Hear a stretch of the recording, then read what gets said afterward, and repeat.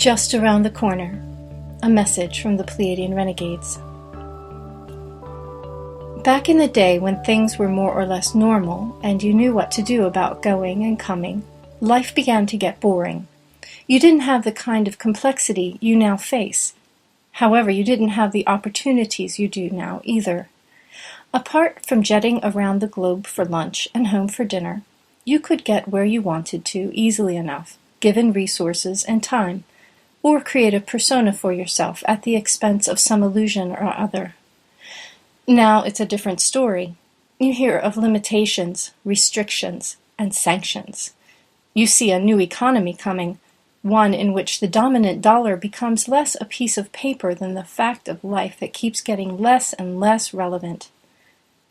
This is the story you might hear, but it is not the truth of your existence unless you want it to be. What seems like limitation now will soon be irrelevant. What do we mean? Let us enlighten you with a story.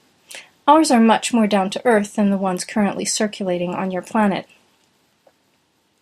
A pile of paper sat in a locker in a dark and quiet mansion high on a hill. No one remembered what it was for or how it had been used, though some speculated it was a sort of game token for some long-forgotten game of chance. Mogul, some said it was called. The rules made little sense, however, and the players had tired of the same people winning time and time again. The piles of paper, yellowed and neglected, were all that remained, the rules of the game long ago having changed so much that the keepers of the rule book decided to rename it Dream Making. And so it was that what had been was no more, and that which came is already dreamed by those who rewrite the rules. The only thing that anyone remembered about the old game of Mogul was that dream-making was much more fun for everyone.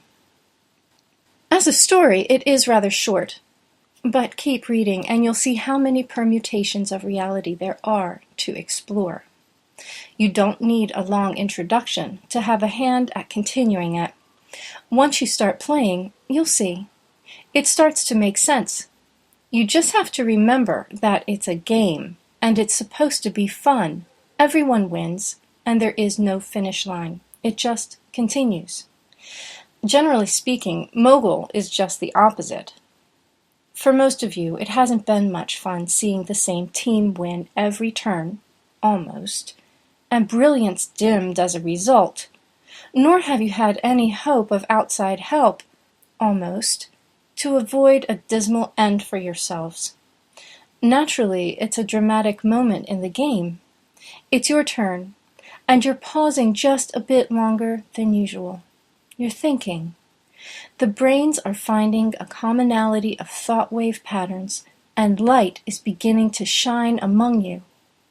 Consciousness is mastering the game, and it's so exciting for those of us of the known people of the stars to watch what unfolds in your arena. We are your cheerleaders. Let's go, people. Let's go. We are whispering words of encouragement to you constantly. If you pay attention, you'll see. Cave-ins are inevitable for those who have moved away from their heart centers, so walk carefully. Naturally, it is necessary to stay in your heart center to navigate from one game to another. That is the key. A crazy thought has just as much merit as a sane thought these days. Neither is elementally different from the other, only the rules are. The secret to winning the game for everyone is to assume a deficiency of love in your opponent and apply some. It means you have to be willing to relearn what you think you knew about love and come up with some new rules based upon the single notion that love is a player too, and love breaks every rule you might write that is not based on that truth. Love as a player changes everything, because love doesn't choose sides, it isn't predictable, and it never intends winning without everything winning too. Understanding of these ground rules is simply a matter of deciding to turn everything you know on its head and looking at things from the perspective of player love. If that means entertaining a crazy thought such as, nothing leads to something, so I must be rich at some point, even though I don't see it yet, then by all means do. You lose nothing. You might gain something of great value if you risk a new thought or two. Just think, it might be that you all win. Remembrance comes for those of you eager to play a new kind of game, for the game of dream-making is an ancient one. It has been played over eons and across dimensions. You are just discovering your various opportunities to play. Brightly lit love beckons you.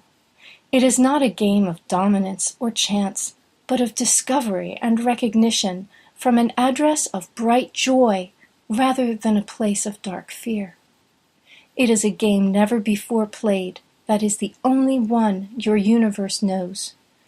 You are achieving mastery of a beautifully complex creation, and how it plays out is up to you. All we are saying is that love plays no favorites, and everything you do defines your path. We've played that game before, and can give you some pointers if you'd like. Things like, get ready to send a message to each other that love is listening, and if you can redefine your pain as love-deficient areas and nourish them, then you might arrange an escape from pain altogether. Remember that the known people of the stars are never far from your side and are rooting for you to master the game as one. Now, you hold the dice, you have the cards, you aim the pointer. Usually, you keep getting the same results. This time, play for love.